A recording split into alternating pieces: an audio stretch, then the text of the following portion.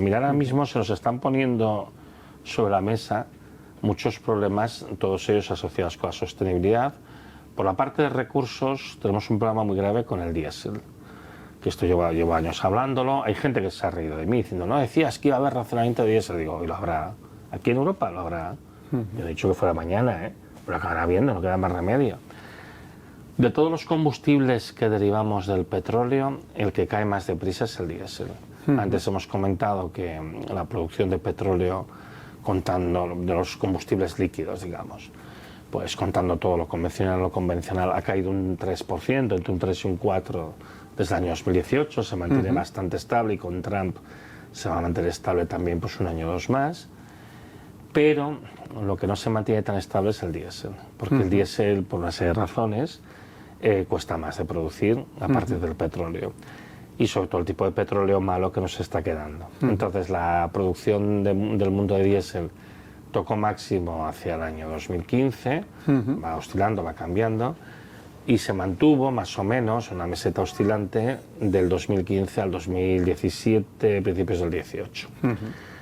Y en aquel momento, bueno, pues se marcó unos máximos en torno a 27 millones de barriles diarios, y después ya empieza a cae muy profundamente con la COVID, luego hay unos años de recuperación, en el año 23 casi llegamos a los niveles del 2015, pero ya enseguida vuelve a caer, y ahora mismo la producción de diésel se está moviendo más o menos alrededor de un 15% por debajo de lo que era en aquel periodo del 15 al 17.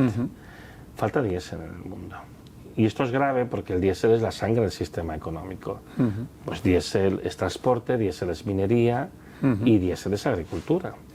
Y bueno, pues estamos viendo situaciones, por ejemplo, pues que en Bolivia el 60% de las exportaciones están comprometidas por falta de diésel, hay huelgas de camioneros, tenemos que en Argentina se perdió la temporada pasada el 20% de la cosecha por falta de diésel, y es un país productor de petróleo. Nigeria, que es uno de los principales proveedores de petróleo de España, está restringiendo el acceso a los combustibles porque prefiere tener petróleo para exportar, y está siendo un país superpoblado, 230 millones de habitantes, que es la quinta parte de la población de África en un único país, Nigeria, que es una bomba de relojería. Ya están teniendo apagones y apagones de la red de comunicaciones por falta de diésel, precisamente. Entonces, el tema del diésel es una amenaza muy grave, ¿no? Y esta es una más de otras tantas que tenemos. Tenemos el problema del uranio, tenemos el problema de los fertilizantes, que también son muy caros de producir. Hay un problema de escasez de medicamentos a nivel global y está afectando a Europa, y estás teniendo pues rupturas de stock continuamente, que las vas gestionando como vas pudiendo, y mil problemas más. Y luego los problemas ambientales, porque además estamos observando que el cambio climático se está acelerando por una serie de factores que sería larguísimo explicar, pero que te aseguro que nos quitan bastante el sueño. Tenemos mucha preocupación en este momento debido a este problema. Entonces, delante de todo esto, la gente lo que tiene que hacer es ejercer de una manera clara y decidida pues, una posición de liderazgo en su vida. En su vida. ¿Qué puedes hacer tú individualmente? Ser ciudadano. Primero de todo, fórmate. Entiende el mundo en el que vives y entiende hacia dónde quieres ir. Y en segundo lugar, toma acciones para avanzar en esa dirección. Que nunca serán acciones individuales, han de ser acciones colectivas, de gente que como tú comprenden el problema, están concienciados y proponen cosas, no con la intención de imponerse a los demás, con la intención de que haya un debate, lo hablemos entre todos y veamos hacia dónde podemos tirar. Por eso no se trata de imponer, se trata de proponer. Pero no es simplemente que pongas unos LEDs en tu casa, es algo mucho más profundo y de mucho más calado. Que se forme una persona, igual no todo el mundo está capacitado o tiene la energía para formarse. En cambio, si quieres cambiar valores o cultura, ¿no? Si hay gente que proponga, pues sí que te puedes atender a lo que te están proponiendo y entonces reflexionar y decidir que también quieres formar parte de eso. Entonces, yo creo que cuando yo hablo de formación, ahí no he sido claro, no me estaba refiriendo a formación en física. No, ya. Claro. Pero cuando digo formación es tener una formación, una comprensión del mundo. Entonces, tú, por ejemplo, no necesitas saber los mecanismos de la metástasis de un cáncer para entender el problema que representa un cáncer y tú consultas con el especialista y dices, sí, delante de esto, ¿qué puedo hacer? Entonces, yo creo que también el ejercicio real de la plena capacidad política implica ser capaz de asesorarte por expertos que te digan, mira, hay este problema y hay estas soluciones. ¿Qué pasa? Ahora mismo el rol de los expertos está muy diluido, porque hay grandes intereses económicos y muchas veces se llama expertos a gente que está a sueldo de empresas. Y luego una cosa importante que forma parte dentro del problema de la degeneración social que estamos ahora mismo, es que hay un ataque decidido hacia la ciencia. O sea, ahora parece que a veces a los científicos se les pone en tela de juicio o se les pone bajo una cierta lupa de sospecha, ¿no? Porque claro, como si los científicos fuéramos gente que nos dedicamos a hacer el mal, ¿no? Y dices, no, perdona, nosotros somos gente que hemos dedicado nuestra vida al estudio, al aprendizaje, o sea, somos más bien ratas de biblioteca, somos el friki al que los otros niños le daban collejas en el cole, pero que nosotros precisamente nuestro objetivo es aportar nuestro conocimiento para ayudar, para ayudar. Toda esta campaña anticiencia que nos encontramos últimamente tiene mucho que ver con este deseo de evitar que la población pueda tomar decisiones informadas con el mejor conocimiento disponible. Entonces, yo cuando hablo de formación me refiero hay que tener una visión a un nivel divulgativo, es decir, yo no tengo por qué entrar en todos los detalles de cuál es el problema con el sistema de la renovable eléctrica industrial, no sé qué, para que tú entiendas que hay un problema. Y además es muy sencillo, es decir, oye, vamos a ver, si realmente aquí hay un problema, por ejemplo, que he dicho, el consumo de electricidad cae, miremos, pero el consumo de electricidad cae, pues sí que es verdad. Y lleva cayendo de 17 años, oye, pues sí que es verdad, ¿no? Y dices, bueno, pues aquí habrá que decidir qué cosas realistamente podemos proponer. Pero no me digas más de lo mismo que lleva sin funcionar 17 años, caray. Entonces, aquí se abre un debate de ideas, se presentan ciertas alternativas, se presentan de una manera que la gente las puede entender y se puede discutir. El ejercicio político no implica una comprensión técnica. Tú puedes llamar a un experto, a un perito, digamos, para que te dé una idea de qué es lo que se puede hacer y a partir de aquí tú puedas tomar decisiones. Y el ejemplo más claro de esto, yo creo, fue cuando hubo las asambleas ciudadanas por el clima en España, de las cuales se hizo muy poca publicidad. 100 ciudadanos escogidos al azar, con un sistema que garantiza la representatividad, y básicamente ellos llamaron a los expertos que quisieran y a partir de aquí hicieron una serie de recomendaciones. Por cierto, el 93% apoyó apostar por el decrecimiento como una vía de salida dentro de la situación en la que estamos, que para mí claramente es la vía lógica de salida de este problema. Y el decrecimiento, si yo no sé nada, ¿qué me puedes guiar tú para que yo al menos reflexione sobre ello y vea si... Mira, ahora mismo el decrecimiento es como una especie de, no sé cómo decirte, de dominio general que engloba ideas muy distintas, incluso opciones políticas muy diferentes, ¿no? Cuando hablamos de decrecimiento, lo que estamos hablando es, nos hemos extralimitado, ¿no? El consumo es excesivo, la contaminación es excesiva. Vamos a sufrir, además, de manera inevitable, aunque no queramos, aunque nos diera igual, vamos a sufrir una caída en el consumo de energía y materiales por agotamiento, simplemente, aunque no quisiéramos, ¿vale? Aparte luego los problemas ambientales. Y entonces, como va a haber este descenso del metabolismo de nuestra sociedad, de lo que entra ya directamente, ¿cómo nos preparamos para ello? Entonces la propuesta del decrecimiento es, vamos a hacer un descenso pilotado, hasta un nivel que sea sostenible. Entonces, primera cuestión, no se trata de decrecer siempre hasta desaparecer, sí, ¿no? Sino se trata de decrecer hasta aterrizar en un nivel que sea sostenible. Vale. Esto es algo que se aplica a países muy desarrollados, muy opulentos como el nuestro.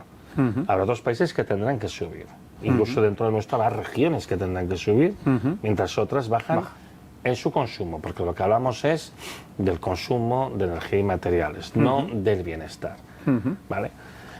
Hay mucha tendencia, como ya identificamos crecimiento con bienestar, a pensar que de crecimiento, por tanto, lógicamente es malestar, ¿no?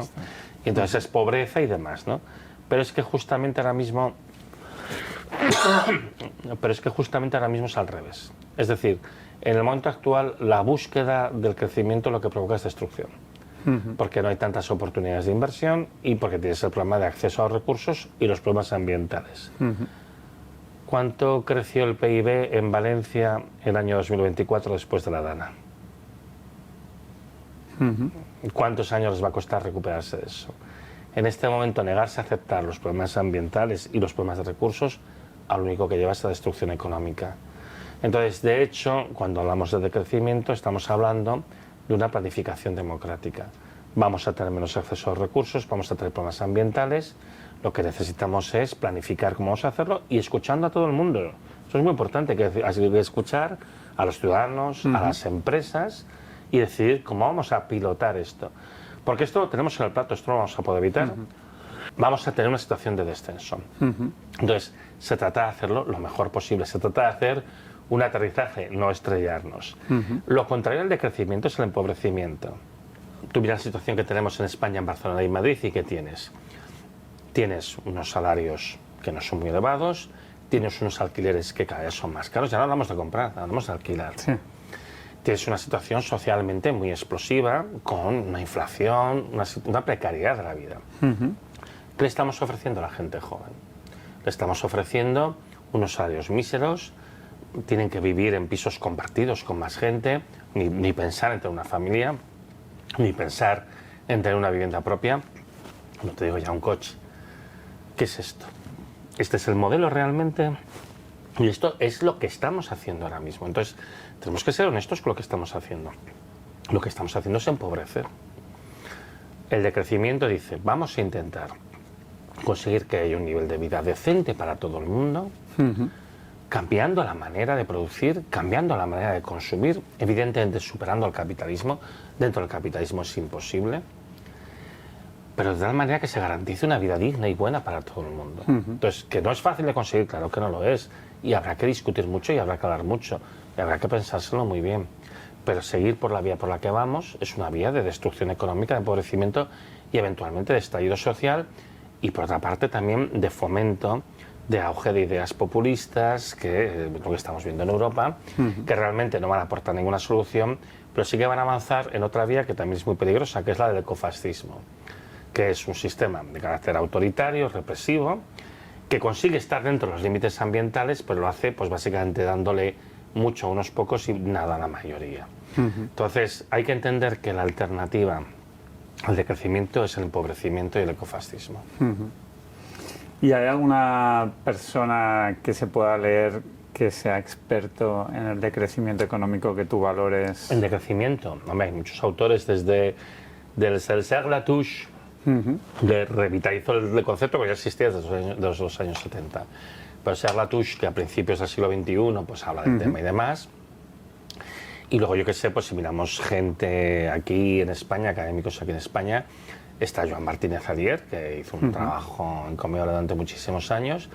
Y luego, bueno, pues gente que ahora mismo está en activo, que trabajan en temas de economía ecológica y que también tocan temas de crecimiento. Pues tenemos, por ejemplo, a Joan Ramón Doldán en Santiago de Compostela, tienes a Óscar Carpintero en Valladolid, tienes aquí en Barcelona, pues tienes a Yorgos Calis, a Jason Hickel, que ahora está aquí también. Realmente tienes mucha gente, o sea, que está trabajando en estos temas y además con experiencias concretas, efectivas para abordar esto. Desde el punto de vista, digamos, más de la ciencia económica. Desde el punto de vista social hay gente muy importante que lleva hablando de esto mucho tiempo, ¿no? Por ejemplo, Yayo Herrero, Jorge Richman, o sea, hay bastantes pensadores que trabajan esto. Y luego un poco desde el ámbito de las ciencias naturales hay alguna rara avis como yo que también habla de estas cosas. Pero bueno, yo creo que es una cosa que ahora mismo se está volviendo bastante transversal. Y si no avanza esto es porque las grandes corporaciones o los países que quieren seguir creciendo y seguir en el capitalismo no quieren entrar a esto. ¿Cómo se puede no cambiar mi mentalidad, sino la de una gran empresa española o mundial? La idea del decrecimiento es una idea extraña porque se opone a todo lo que se enseña en las escuelas de negocios. Siempre tienes que crecer y desarrollarte. De todas maneras, yo te digo que, por ejemplo, a nivel de las empresas españolas, yo ahora mismo más o menos el 20% de las charlas que doy cada año son para empresas, a veces a puertas cerradas para sus ejecutivos. Porque muchas empresas tienen problemas muy gordos, muy gordos. Como me dijo un alto ejecutivo de una empresa holandesa que se dedica a fabricación de cemento, nuestro objetivo ahora no es crecer, es sobrevivir.